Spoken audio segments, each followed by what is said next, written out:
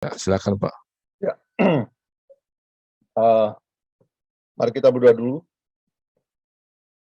minta pertolongan Tuhan. Mari kita berdoa. Kami bersyukur padamu Tuhan, pagi ini kami ingin belajar satu dari metode penginjilan, yaitu tentang 2 pertanyaan diagnostik. Adilah Engkau Tuhan, ajarlah kami, berikan hamba-Mu yang membawakan dalam Kau-Mu. Terima kasih Bapa, dalam nama Yesus kami berdoa. Amin.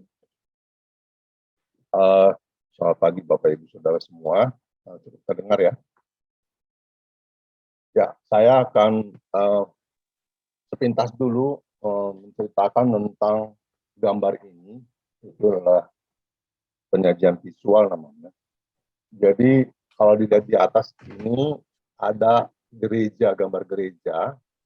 Gambar gereja ini artinya bahwa gereja yang sehat itu, lihat ada 2 jemaat ini, jemaatnya adalah berdoa, melayani Tuhan, tetapi tidak cukup itu. Gereja yang sehat itu harus diutus jemaatnya ke dunia. Ini ada gambar bola dunia, bahwa dia harus diundur sesuai amanat Kristus, bahwa kita harus pergi memberitakan Injil. Nah, metode yang kita gunakan adalah mulai dengan persahabatan. Mulai yang saya terangkan kemarin, persahabatan itu ada 5, ya. Kemudian setelah bersahabat, barulah diceritakan penyajian Injil. Nah, setelah penyajian Injil, setelah dia paham, baru kita tantang dia untuk penyerahan diri, menerima Yesus Kristus. Nah, setelah dia menerima Yesus Kristus, ada kepastian keselamatan, maka kita arahkan dia untuk tindak lanjut langsung. Kita berikan pengarahan supaya dia kembali ke gereja dan menjadi jemaat. Nah, seperti itulah kira-kira yang akan kita pelajari. Dan persahabatan ini dimulai ada 5 persahabatan, yaitu pertama adalah kehidupan sehari-hari, baru latar belakang rohaninya, baru masuk yang berikutnya adalah kegiatan rohaninya. Dia misalnya agama Kristen, apakah dia aktif di gerejanya, lalu kita berikan kesaksian pribadi kita. Nah, yang terakhir inilah baru 2 pertanyaan diagnostik. Inilah yang akan kita pelajari sebelum masuk kepada penyajian Injil. Nah, apakah 2 pertanyaan diagnostik itu? Inilah kita akan belajar. Jadi, namanya juga 2 pertanyaan diagnostik, berarti diagnosa. Jadi, ini adalah seperti seorang dokter sebelum menceritakan Injil, haruslah dia juga melakukan diagnosa rohani untuk memahami, menafsirkan, dan memastikan kondisi rohani lawan bicara kita. Sejauh manakah dia membutuhkan Injil atau tidak. Jadi, 2 pertanyaan diagnosa ini seperti dokter, dia harus memahami, menafsir, memastikan informasi yang diperoleh sebelumnya. Lalu setelah itu baru menentukan obatnya. Jadi, semakin cermat dalam diagnosa seorang dokter, maka semakin efektif dalam memberikan pengobatan. Jadi inti daripada seorang dokter yang baik adalah dia mendiagnosa dengan cermat. Ya. Nah, demikian juga pekabaran Injil ini. Pekabaran ini tidak langsung dicokoki dengan Injil, ya. Tetapi terlebih dahulu harus didiagnosa dulu pribadinya seperti apa, ya. Dia apakah butuh atau tidak Injil. Nah, itu baru ketahuan setelah diajukan 2 pertanyaan diagnostik ini. Jadi, 2 pertanyaan diagnostik ini tidak menyinggung perasaan, dan ini termasuk paling sopan dalam menyelidiki kadar kerohanian seseorang. Tapi memang dua pertanyaan diagnostik ini itu bersifat pribadi. Karena bersifat pribadi, cenderung untuk beberapa orang tidak mengenakan, tidak enak gitu ya, langsung masuk masalah pribadi. Tapi makanya itu ditempatkan di dalam tahap-tahap persahabatan itu di terakhir. Jadi kita harus menjalin persahabatan dulu, itu awalnya. Maka ditempatkanlah yang terakhir dua pertanyaan diagnostik ini. Itu makanya dilakukan dua pertanyaan diagnostik ini supaya tidak tersinggung, ya kita harus bersahabat dulu, ya kan? Nah, jadi dua pertanyaan diagnostik ini ibarat apa namanya pisau bedah, ya. Pisau bedah itu kan sangat tajam sekali membedah. Nah, ini juga sama, dua pertanyaan diagnostik ini membedah kerohanian seseorang, sangat dalam dia. Dan yang kedua, dia juga termasuk shock terapi. Kenapa? Kenapa shock terapi? Karena memikirkan sesuatu yang penting dalam hidup ini. Apa yang penting dalam hidup ini? Satu yang penting yaitu kematian. Bahwa setiap orang pasti mati. Jadi bila tidak tepat, ya, dia ditempatkan dua pertanyaan ini, maka kita juga tidak akan mendapatkan hasil yang baik. Oleh sebab itu, setelah kita bersahabat dengan baik, maka kita tempatkan ini. Jadi, intinya dua pertanyaan diagnostik ini, apabila siapapun dia orangnya, baik itu pendeta sekalipun maupun siapapun, bila tidak tepat jawabannya, dia perlu Injil. Dia perlu diinjili. Jadi, begitu luar biasanya dua pertanyaan diagnostik ini. Tetapi sebelumnya itu kita harus meminta izin dan ajukan pertanyaan dengan sopan, ya. Nah, di sini. Jadi kita dengan meminta izin sebenarnya kita sedang membuka pintu hatinya yang terdalam, ya. Jadi ketika kita minta izin, maka ketika pertanyaan sudah diajukan dengan sopan, tentu dia tidak akan protes karena kita sudah minta izin dulu, ya.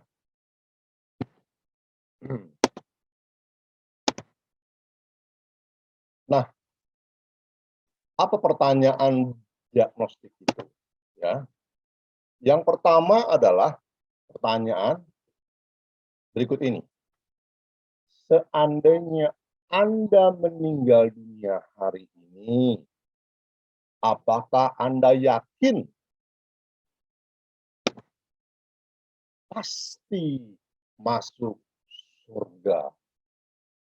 Jadi pertanyaan diagnostik itu, pertanyaan pertamanya adalah, seandainya Anda meninggal dunia hari ini, apakah Anda yakin pasti masuk surga?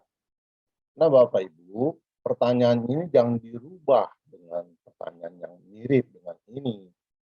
Tetapi pertanyaan ini sudah dibikin sedemikian desain, sedemikian rupa, sehingga kata per kata itu sebenarnya sangat tajam sekali.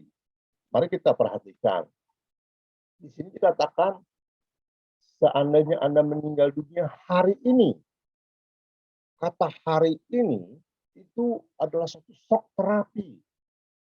Ya.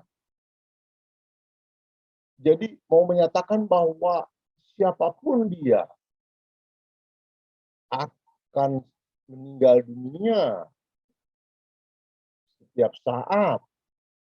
Maka kata hari ini bisa saja hari ini meninggal.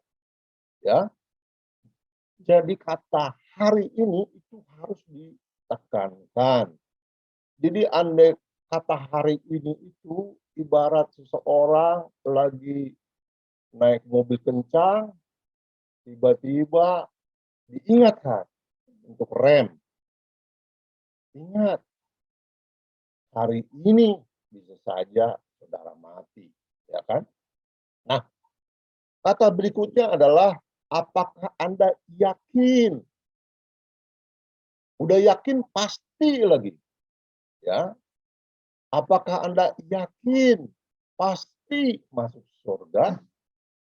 Nah, jadi di sini pertanyaan ini sangat dalam sekali membedah kehidupan seseorang yang tadinya dia sibuk dengan hari demi harinya, tiba-tiba dia dipertanyakan kepada hari ini, apakah kalau Anda meninggal dunia? Jadi dia kaget sekali, shock terapi sekali, dan teringat lagi bahwa ada satu yang penting, yang pasti, yaitu kematian seseorang. Itu pasti. Beberapa hari ini saya hampir tiap hari menghadapi ada yang meninggal. Baru yang meninggal ada beres saya hari Minggu. Hari Senin telepon lagi.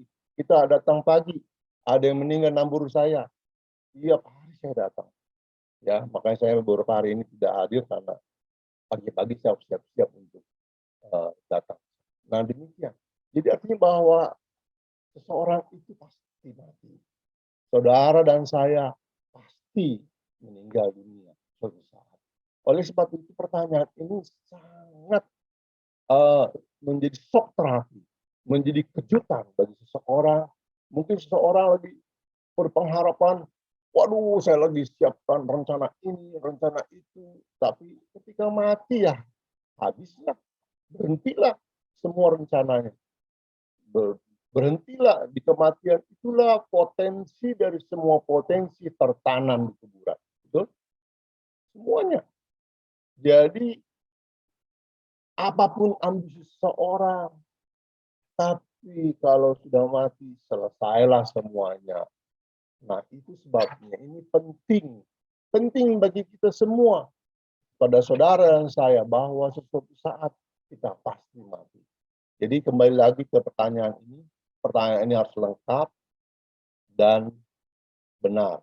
Apa itu? Yaitu seandainya Anda meninggal dunia hari ini, apakah Anda yakin pasti masuk surga?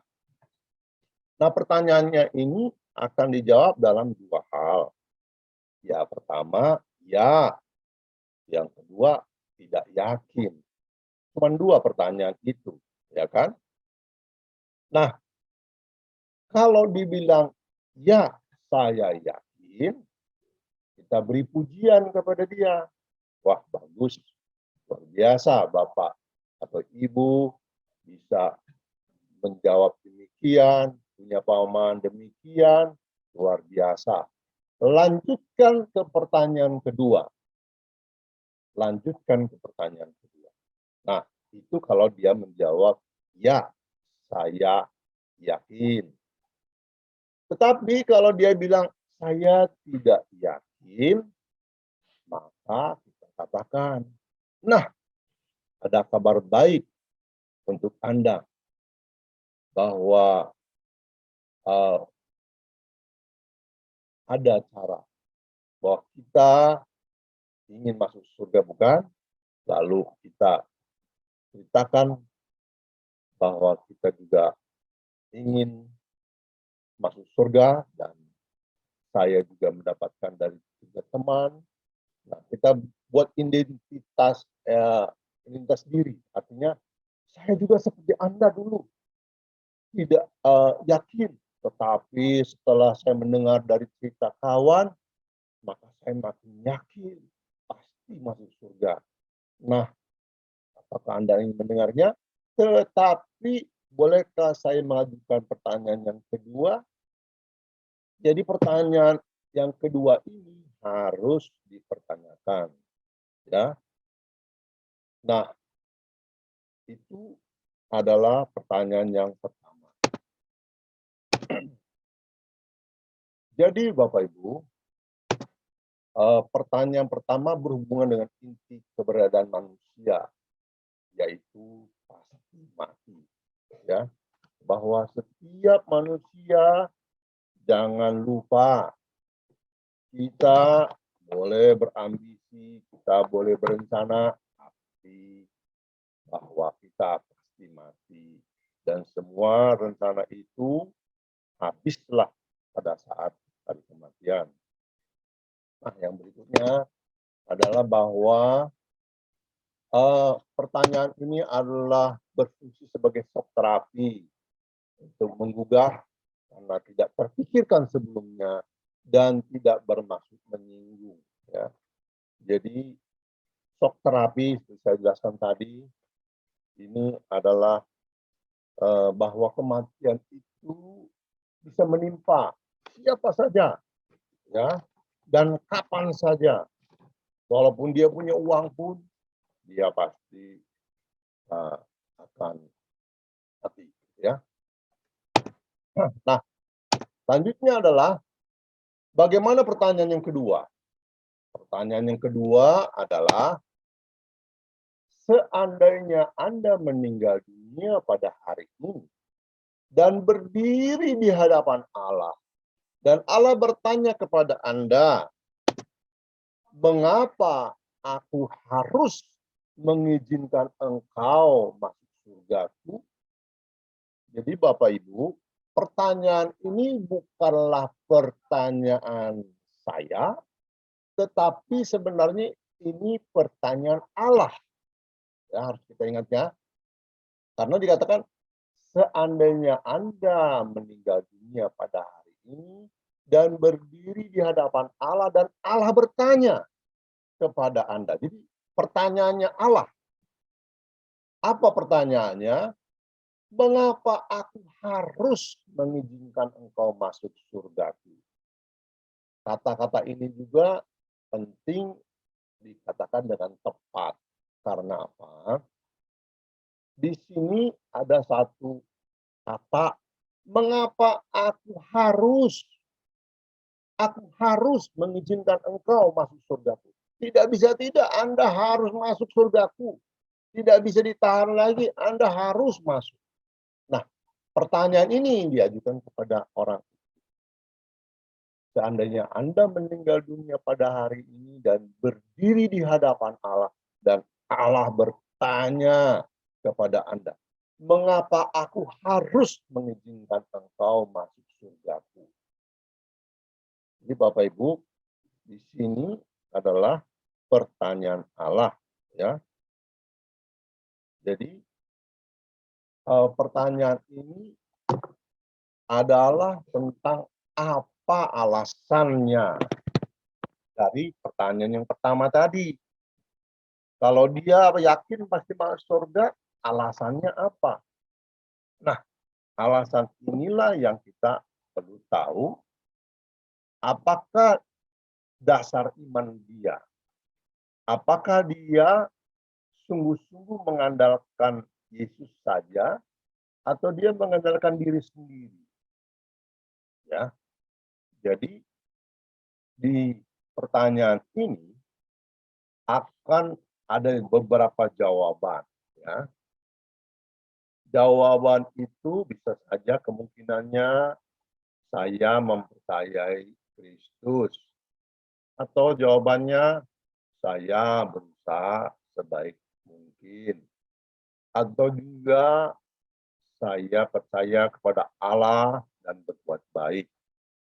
Atau bahkan pertanyaannya, jawabannya saya tidak tahu harus berkata apa, dan lain-lain. Tetapi semua jawaban itu sebenarnya dapat dirangkum dikelompokkan dalam 3 jawaban. Jawaban pertama adalah dia akan cenderung menjawab berbuat baik, karena dia melayani, memberi persembahan, ibadah yang luar biasa, ya, ibadah rajin. Nah, itu sebenarnya tergolong dalam yang namanya mengandalkan diri sendiri, ya. Nah, ketika mengandalkan diri sendiri, tanyakan pertanyaan, harus sebaik apakah kita? Nah, jadi pertanyaan ini adalah pertanyaan retorik, artinya tidak membutuhkan jawaban, tetapi menjadi menggugah dia ketika ditanya harus sebaik apakah kita, tentu dia akan berpikir, iya ya, harus sebaik apa ya? Nah, jadi terpikir sama dia, harus sebaik apa rupanya? Nah, lanjutkan dengan kalimat peralihan. Nah, dia ada kalimat peralihan untuk masuk kepada Injil. Ya. Nah, nah, yang kedua adalah jawabannya adalah ketika ditanya seandainya Anda meninggal dunia pada hari ini dan berdiri di hadapan Allah dan Allah bertanya kepada Anda, mengapa aku harus mengizinkan engkau masuk ke surga aku? Dia akan jawab, saya percaya Yesus. Berarti dia mengandalkan Yesus. Wah, bagus. Nah, pertama, tanggapan kita harus memberikan pujian. Luar biasa Bapak Ibu punya iman seperti itu. Tetapi kita harus goyang lagi, uji lagi konsepnya dengan pertanyaan demikian. Apakah sederhana itu? Apakah tidak perlu berbuat baik untuk dapat hidup kekal? Maka jika dia jawab, ya perlu juga sih, katanya. Nah, berarti dia tergolong sebagai orang yang mengandalkan diri sendiri untuk masuk menerima hidup kekal. Nah, kalau seperti itu, tanyakan lagi, lalu harus sebaik apa? Nah, retorik lagi. Jadi kembali, kalau dia mengandalkan diri, kita harus jawab dengan harus sebaik apakah kita. Ya. Kemudian lanjut lagi dengan pertanyaan peralihan. Ya. Pertanyaan peralihan itu yaitu saya punya kabar baik.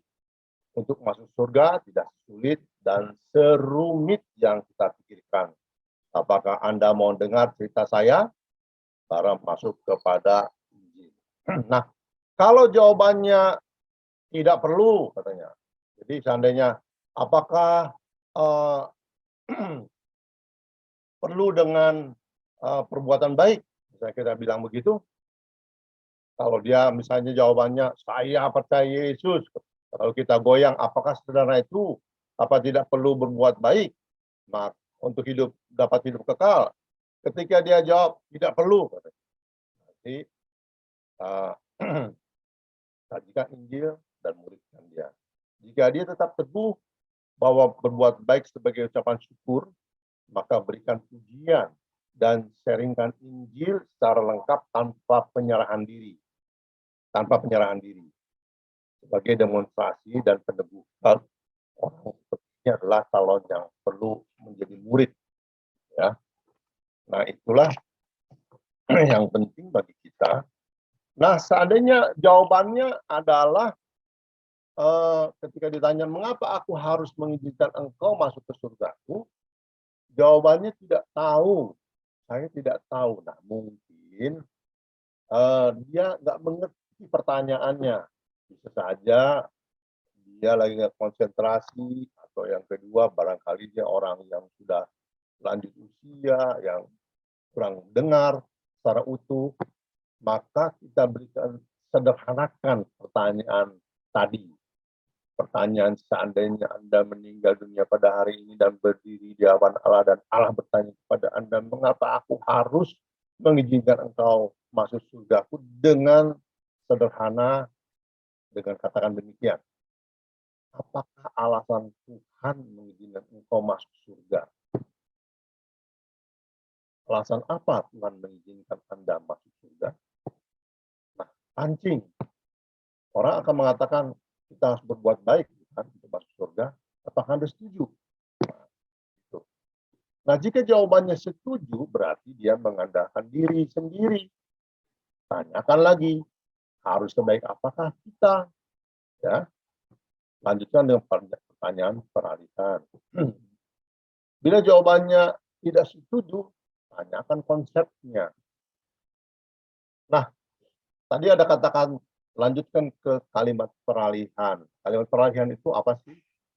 Jadi kalimat peralihan menuju penyajian Injil, yaitu anugerah. Ya. Jadi pertanyaan peralihan seperti ini. Saya punya kabar baik untuk Anda. Hidup kekal adalah anugerah. Ya. Nah, lanjut aja masuk ke pemberitaan Injil. Namun, Bapak Ibu, jika ternyata orang tersebut membutuhkan Injil, maka kita dapat menawarkan, bolehkah saya menceritakan kabar baik sekaligus mengikat dengan waktu? Apakah Anda punya waktu 40 menit atau 1 jam? Nah, dengan meminta izin, bolehkah saya menceritakan kabar baik, maka pintu hatinya sedang dibukakan. Yang kedua, dengan mengatakan apakah punya waktu 45 menit atau 1 jam, berarti dalam 1 jam itu kita diberi kuasa, diberi hak untuk bercerita kepada dia. Nah, jadi itulah pentingnya kita meminta izin kepada dia dan mengikat waktunya. Jadi ada beberapa hal yang penting dalam hal menceritakan 2 pertanyaan diagnostik ini. Yang pertama, bahwa hargailah setiap pendapat orang. Lalu perhatikan cara berbicara, ya, dan sikap tubuh Anda agar tidak berkesan menguji, meremehkan, ya. Jadi kita harus sopan dengan sikap tubuh kita, ya. Jadi jika berhadapan dengan orang yang tua, ya, atau kita segani, alangkah baiknya kita sampaikan pertanyaan diagnosa ini dengan tidak langsung, bukan kita langsung bertanya, tapi kita seolah minta nasihat kepada dia. Contohnya, Pak, saya pernah ditanya begini. Nah, masukkan pertanyaan pertama tadi, ya kan? Jadi pertanyaannya adalah, Pak, saya pernah ditanya begini, ya. Misalnya Bapak ditanya seperti itu, apakah Bapak jawabnya seperti apa ya, Pak? Gitu. Nantikan jawaban selanjutnya ke pertanyaan kedua. Jadi ada beberapa orang supaya nggak tersinggung, artinya kita bisa bertanya secara tidak langsung. Jadi meminjam kata orang bagaimana. Gitu. Yang berikutnya adalah kata mati atau meninggal itu bisa menimbulkan konotasi negatif bagi beberapa etnis tertentu, budaya tertentu, atau orang-orang yang lagi sakit parah atau koma. Kata-kata mati itu kata yang konotasinya negatif dan tidak mengenakan. Untuk memperhalus gunakan ungkapan, misalnya seandainya berhenti roda kehidupan suatu hari nanti. Nah, tentunya kita ingin masuk surga, bukan? Surga adalah tempat yang menyenangkan. Tentunya kita ingin ke sana. Jadi kata mati itu bisa kita ganti dengan kata berhentinya roda kehidupan. Jika berhadapan dengan orang yang memakai istilah kata lain penyebutan tentang surga, apa? Kita dapat menggunakan istilah yang dapat diterima oleh dia, khususnya menghidupkan tentang kehidupan setelah kematian. Misalnya contohnya, mungkin ada beberapa orang mengatakan surga itu dengan nirwana, kayangan, atau apapun namanya ya, banua gijang, apalah namanya ya. Nah, jadi bila menghadapi orang yang tidak percaya adanya surga, neraka, ada orang yang ateis, ya, bagaimana sedangkan dia sendiri tidak percaya surga atau neraka, apa yang harus kita perbuat? Kita dapat mengatakan demikian. Seandainya memang surga atau neraka itu tidak ada, tidak rugi. Tapi bila seandainya surga atau neraka itu benar-benar ada, baiknya saya ceritakan ini.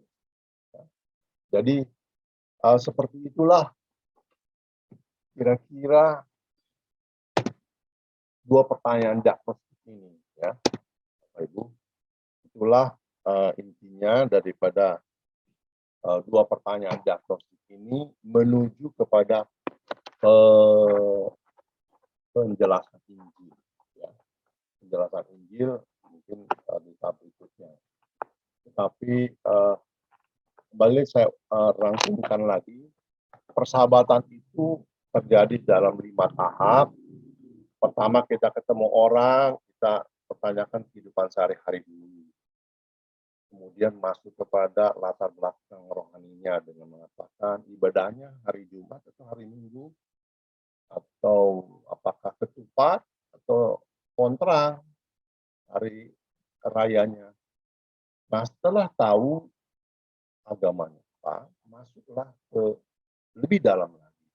Apakah dia aktivis di dalam agamanya tersebut dengan mengatakan misalnya kegiatan rohaninya apa, aktivitas sehari-hari atau di agama saudara dan sebagainya. Nah, setelah itu masuk kepada kesaksian pribadi. Kita ceritakan diri kita tentang kita bersuka cita mendapatkan hidup yang kekal. Baru masuk ke tahap yang terakhir ini yang namanya dua pertanyaan diagnostik. Dua pertanyaan diagnostik ini adalah pertanyaan yang mendiagnosa sejauh mana dia butuh Injil dan bagian mana yang akan saya tekankan ketika saya akan menjelaskan Injil. Nah, itulah. Jadi dua pertanyaan diagnostik ini yang baru saja saya ceritakan ini kiranya menjadi berkat bagi kita untuk kita juga terpanggil sebagai pemberita Injil yang menjalankan amanat agung Kristus. Demikianlah, kita tutup dulu dalam doa. Mari kita berdoa. Ya Bapa di surga, kami bersyukur kepadamu, hamba-Mu sudah menceritakan tentang dua pertanyaan diagnostik. Kami mohon supaya Engkau yang menguatkan kami. Inilah kami Tuhan, kami bersedia untuk menjalankan amanat agung-Mu untuk pergi, jadikan semua bangsa menjadi murid-Mu. Itu kata-Mu Tuhan, berikan kami kekuatan, supaya kami juga ikut andil dalam proyek ilahi ini. Sehingga kami juga dapat memenangkan banyak jiwa ya Tuhan. Terima kasih. Dalam nama Yesus kami berdoa. Amin.